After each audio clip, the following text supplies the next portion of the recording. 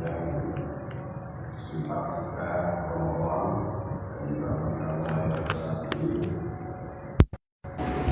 akan meneruskan kajian tentang akhir zaman. Mudah-mudahan dalam kajian kita ini diiringi hidayah, taufik, ridho, rahmah, futuh oleh Allah Subhanahu wa taala, dan mugi-mugi dados ilmu ingkang manfaat, maslahah, barokah fid dunya wal akhirah. Salawat serta salam semoga terlimpahkan pada junjungan kita Rasulullah Muhammad SAW, para sahabat, para keluarga, zuriyah. Semoga kita mendapat syafaat bersama mereka di surga Allah Subhanahu wa taala. Amin ya rabbal alamin. Hadirin rahimakumullah, kita masih meneruskan tema tentang salah satu tanda akhir zaman atau tanda-tanda kiamat kubra, yaitu kemunculan satu sosok yang menjadi ujian yang terbesar bagi umat manusia tentang keteguhannya, tentang keimanannya kepada Allah Subhanahu wa taala, yaitu Dajjal. Kita dulu masih dalam pembahasan ini dan kemudian terhenti, ada beberapa tema yang kemudian kita bahas. Maka kita kembali ke tema ini. Dajjal ini memang sebagaimana diungkapkan oleh Ibnu Katsir dalam kitab Al-Bidayah wa Nihayah, ini adalah rajulun min bani Adam khalaqahu Allah ta'ala liyakuna mihnatan linnasi fi akhir zaman. Seorang manusia yang kemunculannya nanti di akhir zaman sebagai ujian bagi umat manusia. Fayudillu bihi katsira wa yahdi bihi katsira. Dengannya Allah menyesatkan orang-orang yang dikehendaki oleh Allah tersesat, dan dengan Dajjal itu pula Allah meneguhkan keimanannya orang-orang yang telah mendapat hidayah dari Allah Subhanahu wa taala.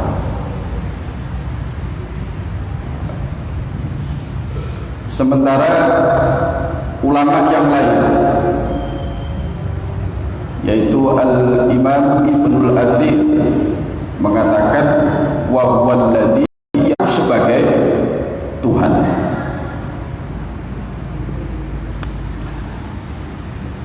Dan ironisnya Allah Subhanahu wa taala memberikan istidraj kepada Dajjal ini di selama 40 hari ini.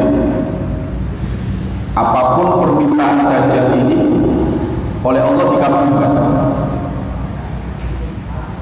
Dalam beberapa riwayat dikatakan satu hari Dajjal ini menghentikan matahari.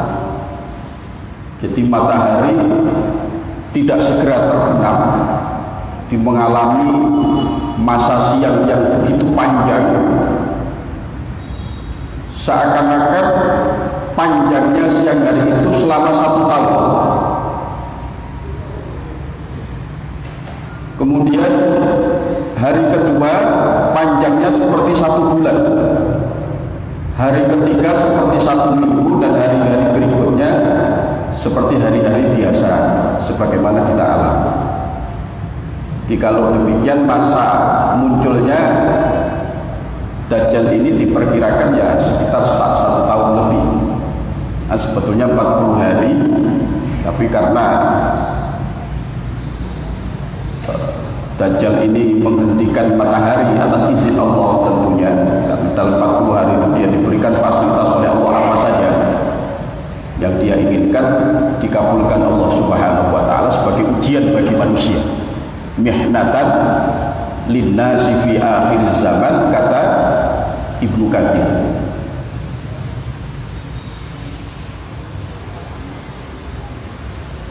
Maka dalam satu riwayat yang lain juga dikatakan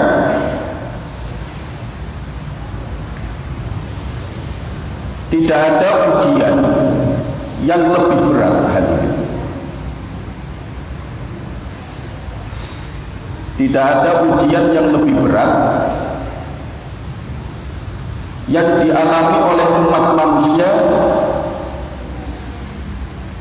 di permukaan bumi ini sejak Nabi Adam sampai hingga hari kiamat, selain ujian dengan kemunculan Dajjal. Maka di saat itu banyak orang yang murtad, orang yang keluar dari agamanya karena terkena tipu muslihat Dajjal ini. Mereka menyembah Dajjal karena Dajjal bisa memberikan apa yang mereka inginkan. Terlebih saat itu nanti seperti riwayat yang akan kita sampaikan nanti, itu sebelum Dajjal muncul terjadi masa-masa sulit. Dalam satu riwayat hadis diterangkan ada 3 tahun yang sangat sulit sebelum kemunculan Dajjal. Apa itu? 1 tahun Allah menahan sepertiga air dari bumi ini, menahan sepertiga air turun dari langit, juga yang bersumber dari bumi, sehingga banyak hewan-hewan yang mati, tumbuh-tumbuhan yang kering, kelaparan di mana-mana. Tahun kedua lebih dahsyat lagi, Allah menahan 2/3 air. Di udan kayaknya udan, ya. Sumber ngoten kering semuanya. 2/3 air dari permukaan bumi ini Allah tahan. Tahun ketiga sama sekali tidak ada air. Luar biasa. Sedangkan saat itu Dajjal datang dengan membawa surga dan neraka. Surga penuh kenikmatan, siapapun yang mengikuti Dajjal akan dia berikan apa yang menjadi keinginannya. Neraka untuk menghukum orang-orang yang tidak mau menerima dakwahnya Dajjal. Ya, dakwah barangnya.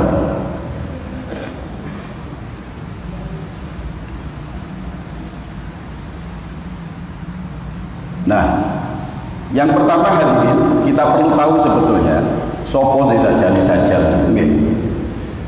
Siapa sebetulnya Dajjal itu, dan nanti riwayat-riwayat kemunculannya, tanda-tanda kemunculannya, apa saja kehebatan-kehebatan Dajjal, sehingga banyak orang yang meninggalkan keimanan dan agamanya semata-mata mengikuti Dajjal ini.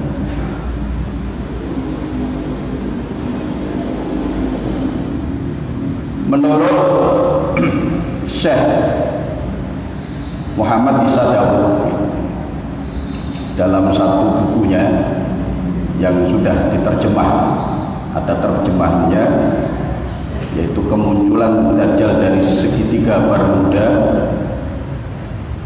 seorang ulama dari Mekah kalau tidak salah, itu mengungkapkan dengan beberapa sumber manuskrip yang dia temukan dari berbagai negara.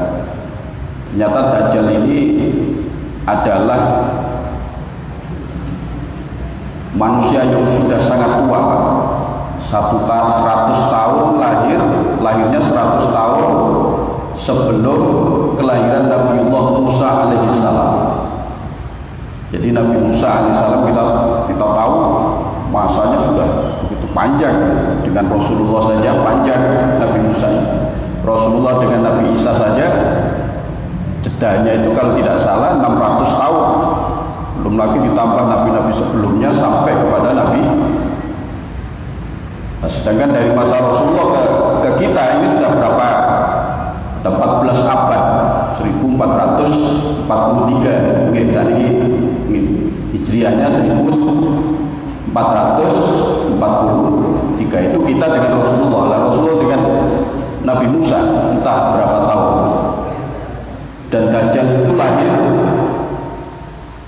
100 tahun sebelum kelahiran Nabiullah Musa alaihissalam. Menurut sebagian ulama, Dajjal itu adalah Musa Samiri, ya.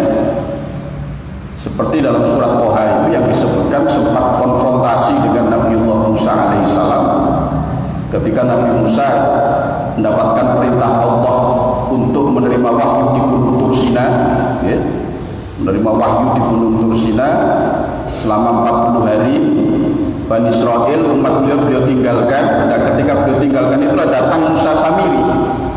Lah Musa Samiri ini menurut sebagian ulama termasuk Syekh Muhammad Isa Dawud itu adalah Dajjal itu. Musa Samiri itu namanya Musa bin Tofar. Disebut Samiri karena dia berasal dari satu desa Samirah atau Samirah yang berada di daerah Palestina kuno. Ada satu daerah di daerah Palestina kuno itu disebut dengan daerah Samirah. Dia lahir dari sana sehingga namanya dinisbatkan ke daerah itu. Samirah, kemudian Musa Samiri. Maka orang penduduknya disebut Al-Makki. Madinah penduduknya disebut Al-Madani. Mesir penduduknya disebut Al-Misri. Karena Dajjal ini berasal dari Samirah disebut Samiri karena penisbatannya dengan nama desa atau nama tempat tersebut. Jadi namanya sendiri Dajjal itu adalah Musa. Menurut dalam salah satu tafsir, ya, satu tafsir kalau tidak salah ini tafsir saya ngambil dari tafsir An-Nukat wal Buyut karya Al-Imam Al-Mawardi. Al-Imam Al-Mawardi mengatakan Musa Samiri itu namanya sendiri adalah Musa bin Dhofar. Disebut Dajjal, Dajjal itu lakopnya. Lakop itu julukan, gelarnya. Dajjal itu artinya menurut sebagian ulama ahli bahasa termasuk Ibnul Asir, kalau lakop itu Rasulullah memberikan lakop ya Dajjal. Lakop Dajjal itu dari Rasulullah SAW, seperti doa yang diajarkan Rasulullah menjelang salam ketika kita sholat, Allahumma inni a'udzubika min adzabi jahannam wa min adzabil qabri wa min fitnatil mahya wal mamat wa min fitnatil masihid. Jadi lakopnya Dajjal itu Al-Masih Ad-Dajjal. Dajjal itu artinya pendusta, ya, atau orang yang menyampurkan. Disebut demikian karena Dajjal selalu mencampurkan antara hak dan batil, menutupi kebenaran dengan kebatilan. Itu menurut para ulama ahli bahasa, termasuk Ibnul Athir. Disebut Al-Masih menurut sebagian para ulama, Al-Masih itu artinya yang terhapus. Karena Dajjal itu terhapus salah satu matanya. Matanya satu buta, Pak. Menurut sebagian riwayat, saya membaca riwayat sebelah kanan yang buta, sebagian riwayat yang lagi yang buta adalah sebelah kiri. Wallahu a'lam. Ada dua riwayat yang menyatakan tentang butanya mata, sehingga dia disebut Al-Masih. Baik, itu salah satu asal muasal dari Dajjal yang kelak akan menjadi fitnah bagi manusia. Kemudian hadirin, ya, ini Dajjal ini bagian dari perkara gaib yang harus kita imani, ya. Termasuk bagian dari rukun iman yang kelima, yaitu iman terhadap hari kiamat. Termasuk iman terhadap hari kiamat itu adalah mengimani tanda-tanda datangnya hari kiamat. Kita tidak hanya wajib beriman terhadap hari kiamat saja, ya, tetapi juga kita wajib beriman terhadap apapun yang terjadi saat dan sesudah hari kiamat itu, termasuk alam akhirat. Juga apa saja yang menjadi tanda-tanda dari datangnya hari kiamat, termasuk salah satu tanda besarnya adalah kemunculan Dajjal ini. Dulu sudah kita bahas sebelum ini tentang Imam Al-Mahdi, sudah selesai pembahasannya. Itu juga termasuk bagian dari asratus sa'ah, tanda kiamat besar. Kemudian yang kedua ini adalah Dajjal ini. Saya teruskan.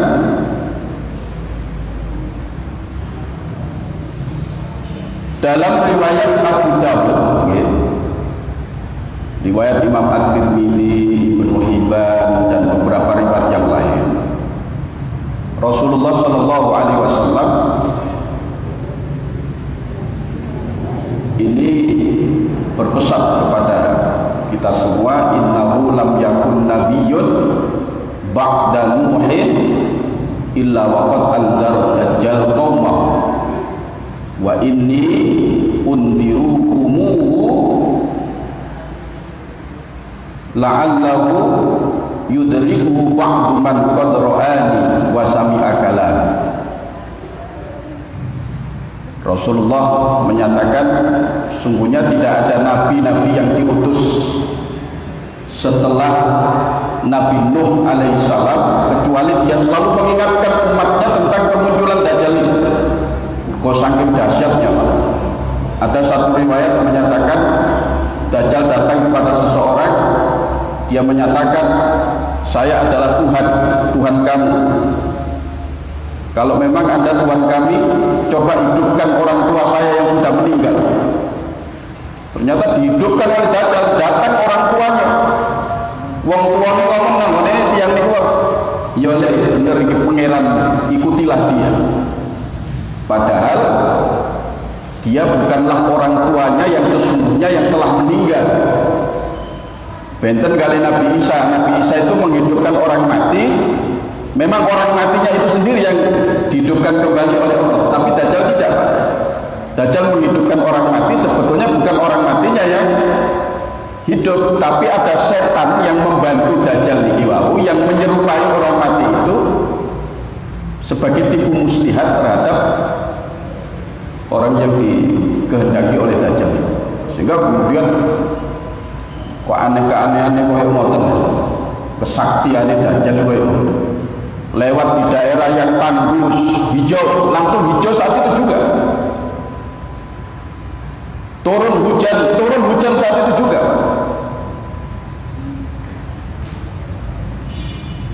Pun malih Dajjal sing memang kali Allah dikai istidraj, dilulu kali Allah, sak penjaluke dituruti. Dan memang betul-betul terjadi. Wong kula sampeyan kali wong rada sakti ngono ae wis gampang kepincut dadak. Kasus yang dulu ada Kanjeng Dimas wis eling. Bisa ngetokno dhuwit pirang-pirang padahal sulapan. Ngono ae akeh sing katuh, aku sing melo. Jamaah sampai sedemikian rupa. Bukan hanya orang-orang yang berpendidikan rendah, orang-orang yang punya jabatan tinggi juga berpendidikan tinggi katut dadakno. Padahal itu masih permainan, trik ngono iso katut. Apalagi Dajjal yang memang sungguh-sungguh punya kelebihan, sungguh-sungguh punya keistimewaan yang diberikan Allah Subhanahu wa taala. Sekali lagi sebagai ujian bagi manusia.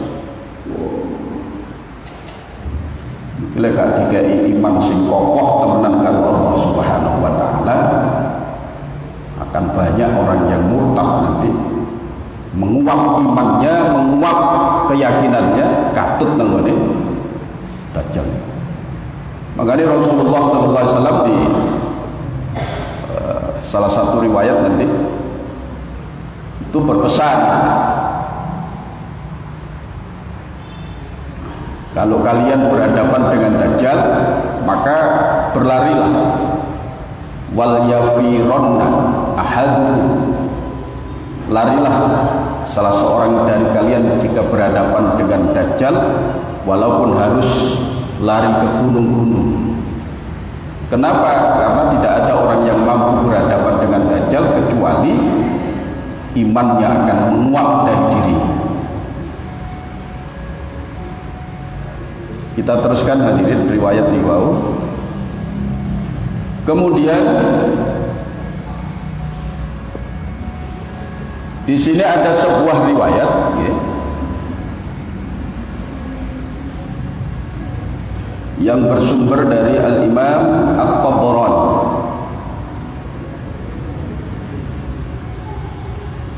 Imam At-Tabarani meriwayatkan dari Abdullah bin Umar radhiyallahu anhu. Abdullah bin Umar niki pernah mendengar Rasulullah sallallahu alaihi wasallam bersabda. Ya napa sabda? Sabda ini. Liyakunanna layakunanna qabla yaumal qiyamati al-masihud dajjal. Sungguh akan benar-benar muncul sebelum hari kiamat al-masihud dajjal. Wa kadzabuna thalathuna aw akthar. Atau dalam riwayat yang lain dikatakan la yakunanna qabla al-masihid dajjal kadzabuna thalathuna aw akthar. Akan muncul 3 orang pendusta, dajjal-dajjal kecil. Akan muncul dajjal-dajjal kecil, itu para pendusta, sebanyak 30 atau lebih sebelum kemunculan dajjal yang sebenarnya. Rawahu Tabrani, diriwayatkan oleh Al-Imam At-Tabrani. Dalam hadis lain dikatakan minhum al-aswadul ansi sahibu Son'a wa sahibul Yamam, termasuk al-aswad al-ansi. Jadi Rasulullah mengatakan akan muncul 30 orang pendusta atau lebih, itu orang-orang yang mengaku dirinya nabi. Sejak Rasulullah sampai nanti akan kemunculan Dajjal itu ada 30 orang yang mengaku nabi, bahkan mungkin lebih dari itu, sebagian dari 30 pendusta pokoknya gitu. Atau lebih kata Rasulullah sebelum kemunculan Dajjal yang sebenarnya. Di saat dulu muncul Dajjal itu muncul dulu Dajjal junior. Termasuk di sini yang disebut oleh Rasulullah al-aswad al-ansi, seorang yang mengaku menjadi nabi juga dari daerah Yaman di masa Rasulullah SAW. Jadi di masa Rasulullah itu ada beberapa orang yang mengaku nabi, termasuk al-aswad al-ansi dari Yaman.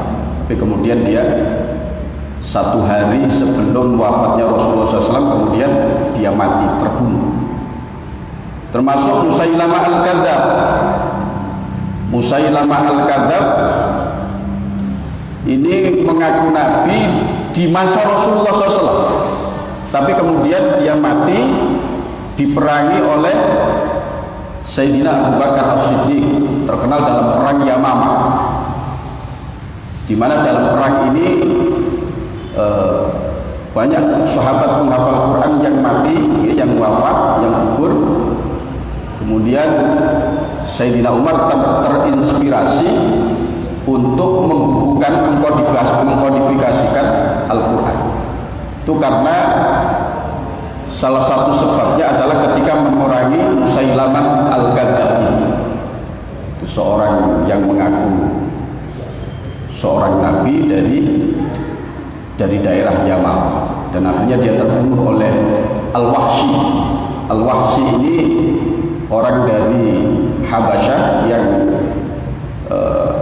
dulu pernah membunuh Sayyidina Hamzah pamannya Rasulullah dalam perang Uhud. lalu kemudian dia masuk Islam, kemudian dia ingin membalas keburukan yang dulu pernah dia perbuat dengan melakukan hal yang sama tapi berupa kebaikan, sehingga kemudian dia terjun dalam perang Yamamah dan mampu membunuh seorang nabi palsu yaitu Musailamah al-Kadzdzab. Ada lagi Tulaiha bin Khuwailid al-Asadi, tapi ini kemudian akhirnya bertaubat dan masuk Islam. Ini daerahnya Rasulullah, sudah ada orang mengaku nabi. Ini terus akan berlanjut sampai nanti kemunculan Dajjal. Sebelum Dajjal muncul itu ada 30 lebih di Indonesia maupun enten. Nggih, sing ngaku nabi kapan niku ditangkap polisi. Sinten? Musaddiq, Ahmad Musaddiq lha salah namanya. Musaddiq nggih. Malah saat situ malah ngaku malaikat Jibril. Indonesia ini lengkap Pak, sing ngaku malaikat Jibril ono, sing ngaku nabi ono, sing ngaku Imam Mahdi ngenten. Akhirnya dikonfrontir kali polisi, begitu ditangkap keduanya, sing ngaku nabi Musaddiq dan Lia Eden niku sempat viral pada saat itu. Ditangkap, dikonfrontir. Guyonane Yai Hasyim Muzadi ditangleti kali polisi. Wahai malaikat Jibril, apakah Anda pernah bertemu dengan Nabi? Dijawab kali malaikat Jibril, belum pernah Pak polisi. Jadi ono ceritanya malaikat Jibril itu gak tahu ketemu karo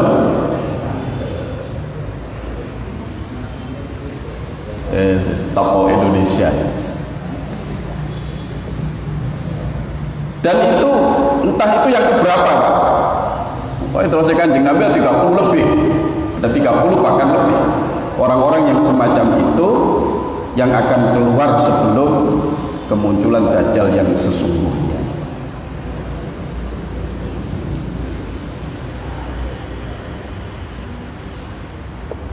Dalam Sahih Muslim,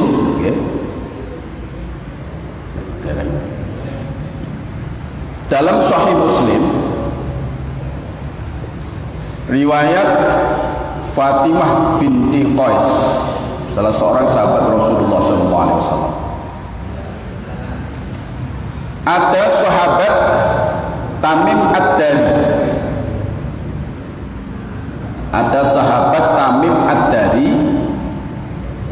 itu seorang pelaut. Sebelum dia masuk Islam, dia beragama Nasrani. Kemudian dia berlayar sebelum dia masuk Islam. Kemudian dia berlayar di daerah Yaman, di laut Yaman, sekitar laut Yaman, menurut sebagian riwayat laut Suria. Kemudian terkena badai hadir, diombang-ambingkan dalam laut itu sampai 1 bulan. Wih, dahsyat badainya. Terombang-ambing dalam laut itu sampai saulan. Gak iso minggir. Dipermainkan kali ombak di tengah ombak selama 1 bulan. Akhirnya dia terdampar di salah satu pulau. Menurut riwayat di sini, pokoknya antara pulau itu berada di laut Yaman atau di laut Suria. Tapi kemudian setelah itu pulau itu tidak bisa dijamah oleh siapa. Begitu terdampar di pulau itu, kemudian dia bertemu dengan binatang yang besar yang penuh dengan bulu. Dan hadisnya disebut jassasa, artinya mata-mata. Ternyata binatang itu bisa bicara seperti manusia. Waget. Sinten? Tamim Ad-Dari. Kamu ini manusia atau tidak? Kamu ini hewan atau setan? Jadi ini hewan. Sudah, sampai gak usah takut macam-macam. Sampai segera naik ke atas pulau ini, di sana ada gua. Masuk ke sana, ada orang yang menunggu Anda. Akhirnya masuk Tamim Ad-Dari itu ke gua. Di situ dia berjumpa dengan seorang yang sangat besar, manusia yang bertubuh besar. Dajjal itu. Ternyata dia dibelenggu dengan rantai besar yang sangat kuat. Akhirnya ketika Tamim Ad-Dari bersama kawan-kawannya itu masuk ke dalam gua, itu terjadilah dialog, Pak.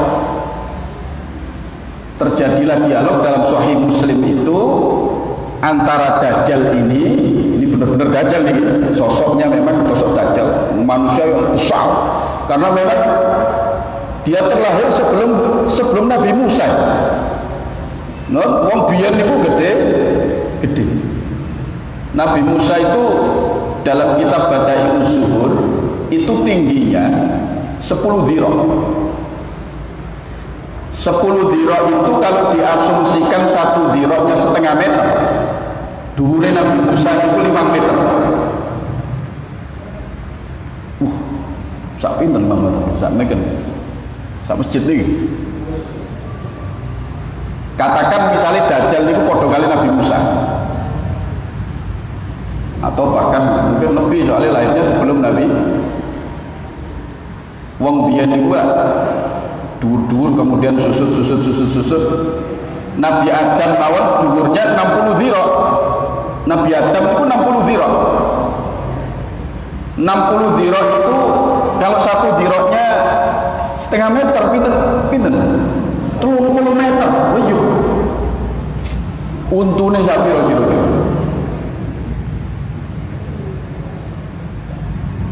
Kemudian era berikutnya sampai ke Nabi Musa sudah susut 20 meter, tinggal 10 meter. Tinggal 10 dhira' Nabi Musa. Saat niki sekali sak meter piro ya. Kalau sampai sak meter itu sudah 70, sak meter 90 itu sudah tinggi, Pak. Jadi pemain sepak bola menangan, pemain voli sak meter 90. Nah ini Tamim Ad-Dari bertemu dengan sosok yang sangat besar. Terjadi dialog. Ternyata Dajjal ini, salah satu pertanyaan Dajjal kepada Tamim Ad-Dari, Dajjal bertanya, akhbiruni an-nakhli baisan, kabarkan kepada saya, tolong sampean ceritakan terus Dajjal, ya apa kabari kurma di Baisan. Baisan itu di daerah Palestina, di Al-Ghol Utara, dekat dengan perbatasan Yordan. Terus Dajjal, tolong ya apa kabari kurma niku? Dijawab kali Tamim Ad-Dari,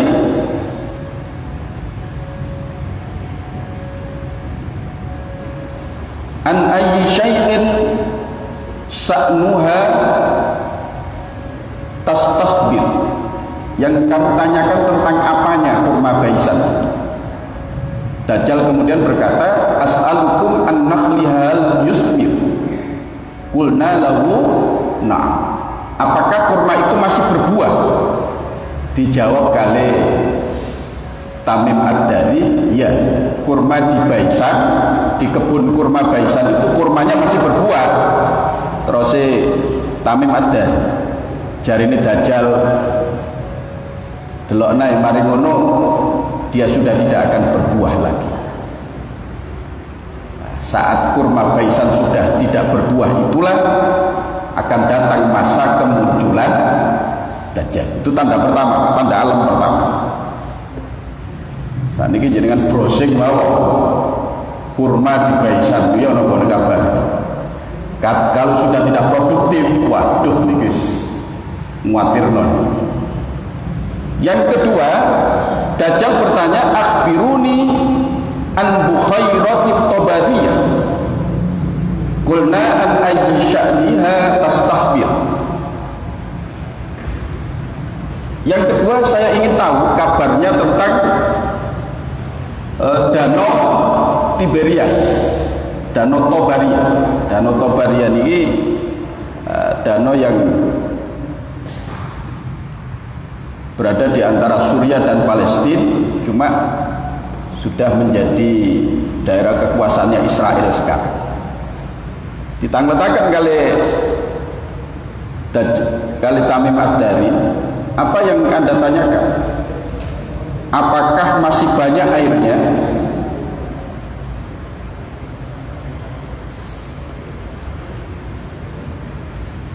Tamim Ad-Dari mengatakan qalu hiya katsiratul ma. Yo, banyune cek akeh terus e. Delokna mari ngene ku engko sak terus e Dajjal.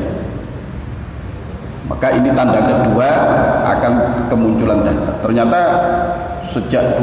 menurut sebagian informasi sejak tahun 2012 itu sudah mengalami penyusutan air yang sangat signifikan. Banyak menyusut airnya di danau Tiberias atau danau Tobaria. Terus yang ketiga, Dajjal akhbiruni bertanya kepada Tamim Ad-Dari an aini Zuhar, dari mata air Zuhar. Okay. Mata air Zuhar itu masuk wilayah Suriah, okay. Berada di sebelah selatan dari danau Tiberias. Masih ada akses ke danau Tiberias. Apakah di sana masih banyak airnya? Dijawab oleh Tamim Ad-Dari, ya, di sana masih banyak air. Singkat cerita, kemudian Tamim Ad-Dari, Dajjal ini juga bertanya tentang Rasulullah SAW. Apakah dia sudah berpindah, gitu, keluar dari Makkah dan bertempat di Madinah, di Yathrib? Tamim Ad-Dari menjawab, ya, dia sudah berpindah dan keluar dari Mekah dan berpindah ke Yathrib. Maka setelah itu, singkat cerita, Tamim Ad-Dari pulang dari tempat itu, Pak, langsung menghadap Rasulullah dan menyatakan masuk Islam. Rasulullah kemudian mengumpulkan para sahabatnya, menceritakan kisahnya Tamim Ad-Dari ini, dan Rasul menyatakan bahwa itulah Dajjal yang sesungguhnya. Artinya di masa Rasulullah itu Dajjal itu sudah, keberadaannya sudah ada. Ini hadisnya hadis sahih riwayat Imam Muslim. Dan itu nanti akan keluar di akhir masa. Salah satu tanda alamnya itu ada 3 itu. Kemudian tanda-tanda situasi dan kondisi yang terjadi sebelum kemunculan Dajjal itu nanti ada pada riwayat-riwayat yang lain, yang insya Allah akan kita teruskan pada pertemuan yang akan datang.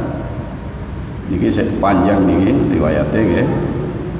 Monggo selanjutnya kalau saya teruskan ini nanti waktunya tidak cukup, tidak ada tanya jawab. Oleh karena itu kita teruskan pada pertemuan yang akan datang. Bos saat ini menawi ada yang perlu ditanyakan terkait hal ini atau hal lainnya, kalau bisa saya jawab sekarang, kalau bukan ya insya Allah PR pada pertemuan yang akan datang. Monggo kula aturaken.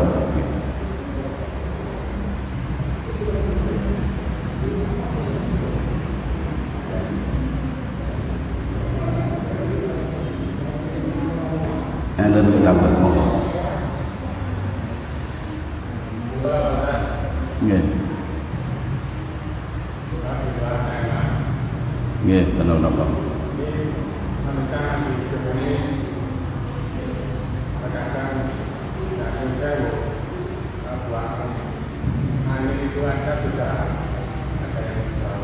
Kemudian ada orang yang meninggal itu baunya harum. Itu apa ada hubungannya dengan tersebut?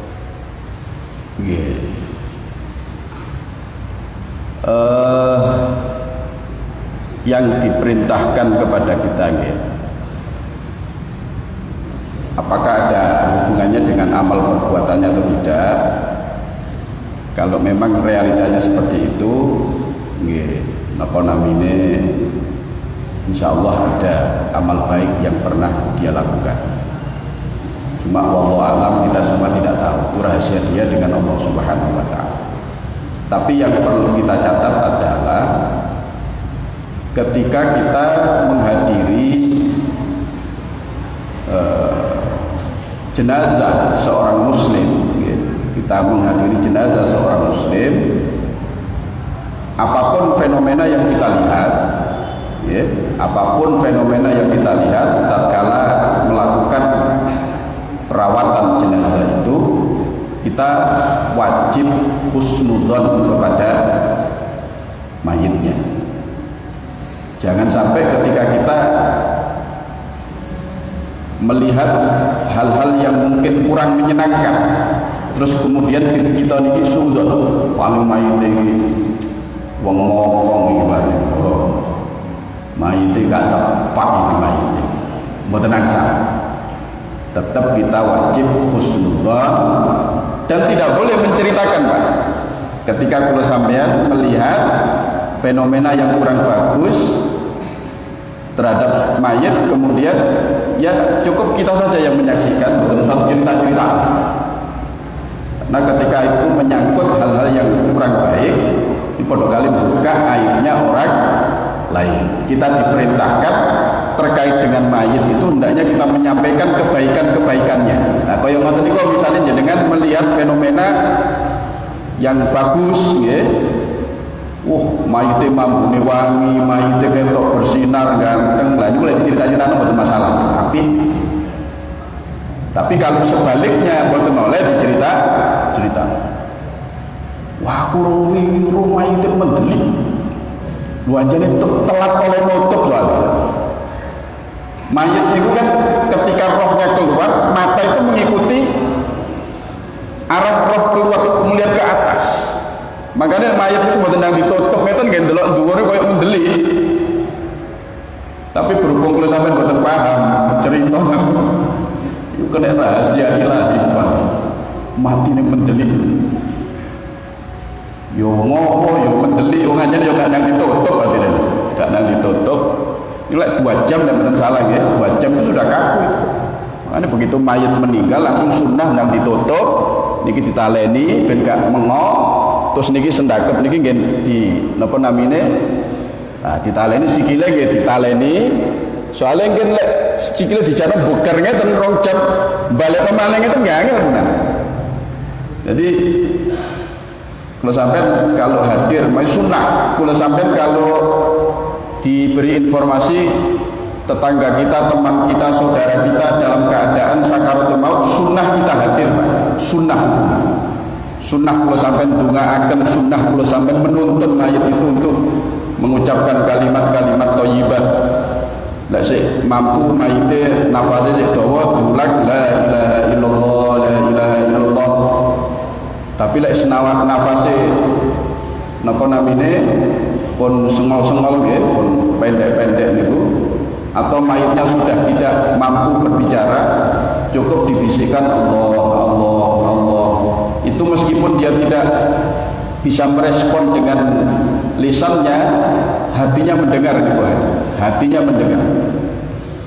Nah, di sisi lain, kalau mayitnya niku mau menirukan itu, insya Allah nggih termasuk salah satu hadis Rasul, maka akhir kalamihi la ilaha illallah dakhalal jannah. Sapa sing akhir kalimat la ilaha illallah maka dia akan masuk surga. Jadi ngoten sikap kita terhadap jenazah, kalau kita melihat kebaikan tidak apa-apa kita cerita-ceritakan. Kalau kita melihat keburukan, satu kita husnudzon, yang kedua kita tidak boleh menceritakan keburukan itu kepada orang lain, cukup kita tutup sendiri. Kebaikannya saja yang kita ungkap, keburukannya kita tutup dengan serapat-rapatnya. Ngoten hadirin. Enten malih nggih.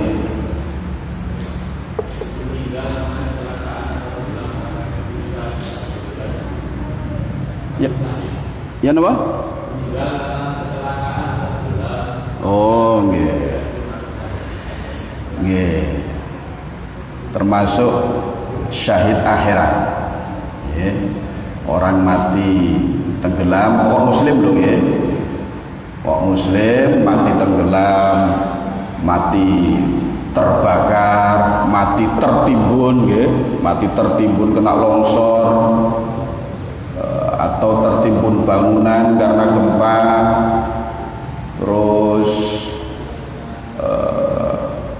melahirkan masa nifas kemudian dia meninggal dunia, terus napa malih kata syahid akhirat nih, termasuk dibunuh oleh orang lain, mati terdolimi karena dia membela diri atau membela harta atau membela keluarga, itu mati syahid ya, dengan syarat dia seorang muslim. Lek boten muslim, boten syahid, sangit. Boten mati syahid tapi mati sangit. Syarat syahid niku kudu muslim. Lho tiange boten patek gelem ibadah, wallahu a'lam urusan niku urusane dhewe kali Allah. Cuma di dalam beberapa hadis disebutkan pokok memenuhi kriteria-kriteria niku wau termasuk mati syahid, termasuk mati malam Jumat atau dino Jumat. Pokok mboten mimpi baikon lho nggih. Ben sampean mulai krungu malam Jumat, dino Jumat lalu tuku baikon, wah pas malam Jumat rek syahid iki. Nggih sangit hati. Oh itu diantaranya syahid akhirat. Jadi syahid itu ada 3 Pak. Ada syahid dunia saja, ada syahid dunia akhirat, ada syahid akhirat saja. Syahid dunia saja itu orang yang berperang di jalan Allah, ketoi perang, mengangkat senjata, terbunuh. Okay. Itu syahid dunia saja kalau tujuannya bukan li'ilahi kalimatillah. Tujuannya tidak membela agama, tidak membela akidah, ada kepentingan lain. Mergo dendam. Dulu ada orang yang membunuh ayahnya, pas perang wis kesempatan tak boleh iya ini. Ternyata dia yang terbunuh. Oh syahid dunia saja. Syahid dunia saja itu artinya perawatan jenazahnya seperti perawatan jenazah sebagaimana orang mati syahid. Tapi di akhirat dia tidak ditempatkan pada golongan, pada kelompok orang-orang yang mati syahid. Ada dunia akhirat. Dunia akhirat itu meninggal medan perang semata-mata li'ilahi kalimatillah, membela agama Allah, meninggikan kalimat Allah, mempertahankan akidah, mempertahankan agama. Itu dunia akhirat. Ada yang syahid akhirat saja termasuk niku. Kata kalau syahid akhirat saja ini banyak. Termasuk niku sing kita aturaken. Tasih wonten hadirin? Nggih.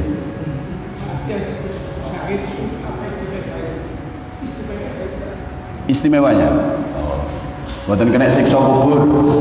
Nggih. Terus di akhirat juga dijamin tidak terkena api neraka.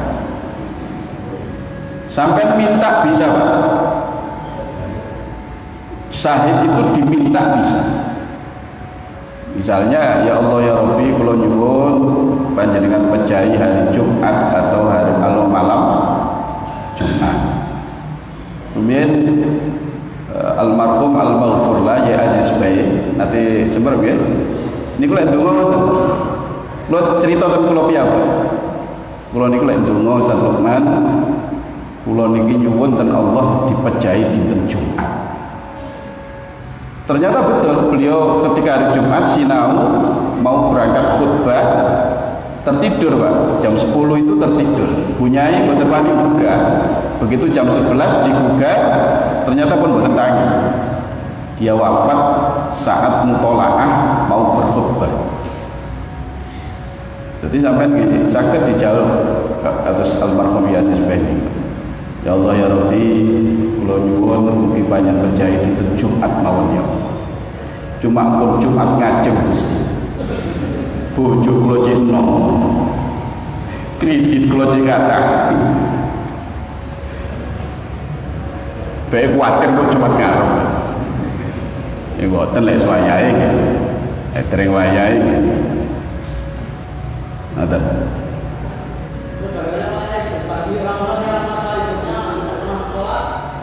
Lalu Nggih niku sampun kula aturaken. Nasnya hadis malam hari Jumat itu tidak terkena siksa kubur, termasuk kategori said akhirat. Adapun amalnya orang tersebut wallahu a'lam, Gusti Allah niku maha luas rahmatnya, wasi'a rahmati kullasyai. Rahmatku ini mencakup segala sesuatu. Ya kita husnudzon, dosa-dosanya diampuni oleh Allah Subhanahu wa taala karena kemuliaan hari Jumat. Lo enak niku. Urusane pangeran sing duwe surga nggih Gusti Allah, nggih. Sing gawe makhluke nggih Gusti Allah, sing gawe mati urip nggih Gusti Allah. Terserah yang menciptakan. Kalau sampai hanya bisa berharap kita niki semoga seperti mereka. Seperti mereka ini bukan sholat ini, tapi seperti mereka moga-moga juga mati malam Jumat atau hari Jumat. Tapi aja Jumat ngarep. Nggih niku wae kreditane sih. Ngoten hadirin nggih. Tasik wonten nggih. Pun isya nih, derek. Nggih setunggal malih.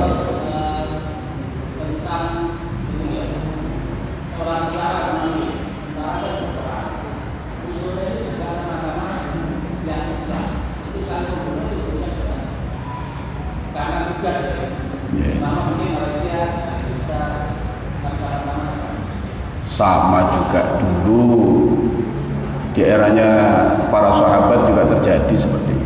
Tentaranya Sayyidina Aisyah berperang kali tentaranya Sayyidina Ali perang Jamal. Foto sahabatnya kan dengan Nabi loh niku. Terus Sayyidina Ali kali Sayyidina Muawiyah, tentaranya sama-sama berperang dalam perang sifil. Apalagi di era Bani Umayyah, ya, ketika di eranya Marwan bin Hakam kalau tidak salah, panglima perangnya dipimpin Hajjaj bin Yusuf menyerang Makkah yang saat itu Mekah terdapat Abdullah bin Zubair. Gubernur Mekah saat itu Abdullah bin Zubair. Terjadi Abdullah bin Zubair sahabat Nabi wafat pada saat itu. Kita berhusnudzon semuanya karena mereka sama-sama berijtihad. Orang itu kalau berijtihad, kalau benar dapat pahala 2, kalau salah dapat pahala 1. Kita berhusnudzon mereka semua mulia di sisi Allah Subhanahu wa taala, dan kita wajib meyakini bahwa sahabat-sahabat Rasulullah SAW meskipun mereka sempat berkonflik sesama para sahabat Nabi, kita yakin, kita wajib meyakini bahwa mereka semua mulia di sisi Allah Subhanahu wa taala. Kita husnudzon seperti itu. Ngoten nggih, niki pun bisa. Kalau kita niki mawon saged kula aturaken muga-muga dadi keterangan sing manfaat maslahah barokah fitunya. A'udzu billahi minasyaitonir rajim. Bismillahirrahmanirrahim. Allahumma shalli wa sallim ala sayyidina Muhammad. Alhamdulillahirabbil alamin. Allahumma fa'na bima 'allamtana wa 'allimna ma yanfa'una. Wa barik lana bima 'allamtana wa 'allimna ma yubarik fi dunya wa akhirah. Rabbana atina fid dunya hasanah fil akhirati hasanah wa qina adzabannar. Alhamdulillahirabbil alamin. Al-Fatihah. A'udzu billahi minasyaitonir rajim. Mekaten kurang langkung nyuwun ngapunten. Assalamualaikum warahmatullahi wabarakatuh.